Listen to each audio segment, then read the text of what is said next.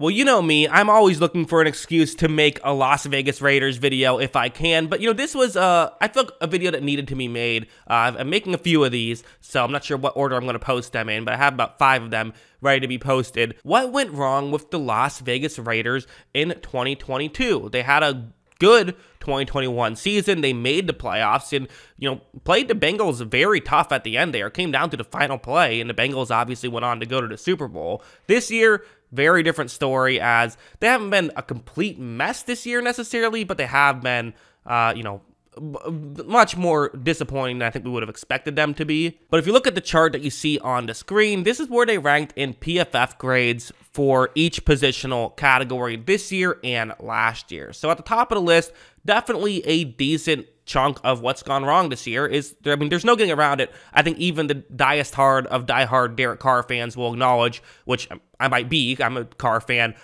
this is a rough year for Derek Carr. This was a disappointing year for Derek Carr to, he was called a Hall of Famer by Devontae Adams heading into the season, but there was a lot of Carr hype of, hey, Carr had a really good year last year. He was able to get his team to the playoffs. This year, not so much. Yeah, he's been inconsistent. We've still seen him look like Derek Carr at times. He just had some bad games that he typically isn't used to having. So the reality is, when Carr has been kind of the model of consistency year in and year out, I feel like he's constantly been at least a good quarterback. This year he really hasn't been, and that's been part of why they have taken a step back. One thing worth noting, though, is that the pass blocking has actually been better this year. The offensive line in general has taken a step up. Hard to go a lot further down last year, but has taken a step up this year. So that's the positive, is that the offensive line has improved. The receiving game has dropped off a little bit, but not that much. Not as much as maybe you would think. I would have thought it would be worse than this. But no, the receiving core has been about the same, and the running game has actually been better this year by a pretty significant margin. The running game went from a mediocre running game last year to Josh Jacobs being PFF's #1 rated running back. The guy's been unbelievable. So you look at the offense as a whole, the only real significant drop-off is quarterback, but your quarterback placing 8 spots further back, that's a pretty big drop-off, and that is going to cost you some wins compared to the year prior, even with everything else being a little bit better other than receiving. Heading over to defense, there's, again, some better, some worse here, but one significant worse, I think. So first, the run defense actually been a little bit improved in 2022. Still not spectacular. It's 20th, but hey, better than 25th last year. So okay, baby steps, you'll take that. The pass rush has not quite been as good this year. It really has been.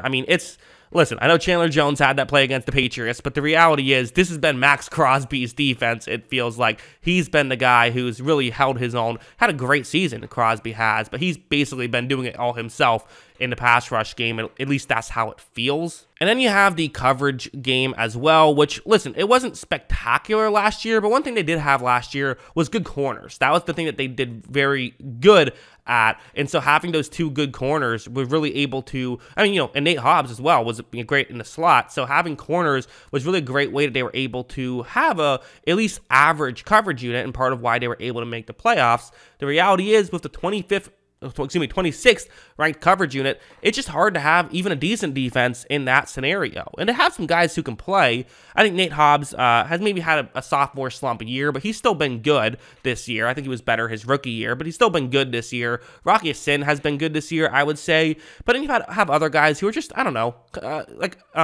Emick Robinson, Sam Webb, Anthony Everett. They're guys who are, they're fine. They're not bad players, but they could use another corner, I think. And the lack of getting another corner has kind of been an issue for them.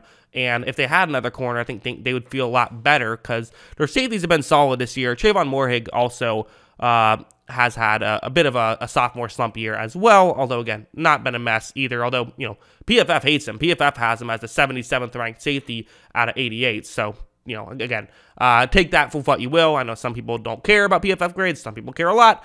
I think they're pretty accurate, so I would probably trust them over anything else, but that's just kind of how I view it. But now I want to go over here, as this is one other very notable chart that I think is worth mentioning. So you see their pass frequency over expected this season. It is 6% under expected on all plays. That top bar there, they have been running the ball a lot this year, which of course, makes sense, right? You have Josh Jacobs, you have an elite running back. Let's take advantage of that elite running back. Let's run the ball more than the average team does. This guy has been a superstar, so let's put the ball in our best players' hands. Okay, I get it. But I do wonder if this is something that maybe has been part of why there's been an issue with the Raiders' offense this year and why we've seen it take a step back a little bit this season is because of stuff like this, because of the fact that when you're running the ball more, the reality is your team isn't as good. I mean, that's just the reality of the situation. Teams that throw the ball more are more effective. The offenses that are designed to throw the ball more are more effective. Now,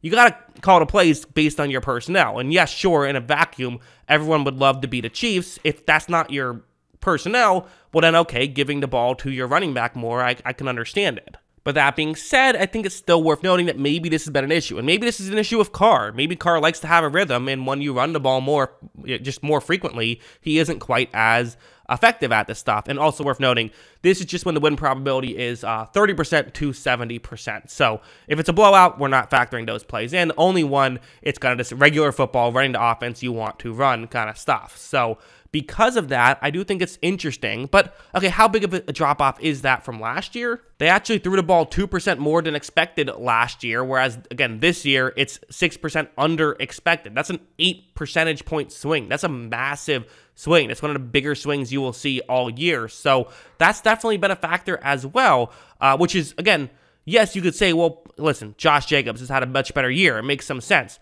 Davante Adams has joined the roster. And again, that's kind of one of the things that's worth noting is the receiving core has been a little bit worse this year, but you added Davante Adams. So the rest of the receiving core has been much worse this year. Maybe that's something I should have mentioned a little bit more early on is you've added Davante Adams, but you've still turned into a more run-heavy team, which is part of an issue is the kind of secondary receivers have had down years. That's been an issue of it. Part of it has been Carr himself has had a down year, and Josh Jacobs has had a good year. But, like, that shouldn't make your team worse, your running back having a good year. And just because you have a good running back doesn't mean you have to make him the focal point of the offense. But again, when sometimes this has just been Davante Adams and Derek Carr, and that's kind of the passing game, well, then that puts you in a bit of an issue where you feel like you have to run the ball more to get the ball down the field and all of that stuff. As a whole, what is the main reason for the Raiders' offensive struggles, really, and defensive struggles this year? Why have they taken a step back? Well, again, coverage has been worse, but we kind of knew that. We kind of knew going in that's an area where they could be a little bit worse.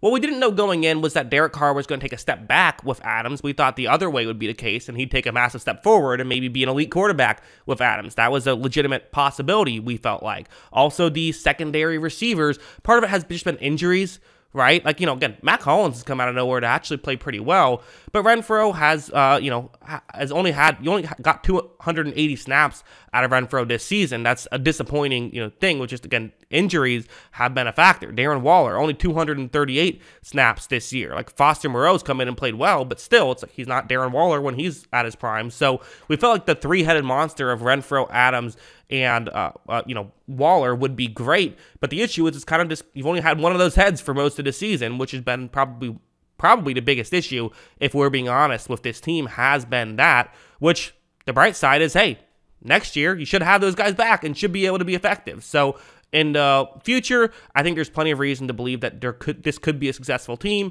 but what went wrong? I think that's the big thing. Also, they should throw the ball more. That's what I think. What do you guys think? Let me know in the comments below. Always love hearing from you. And of course, as always, thanks for watching.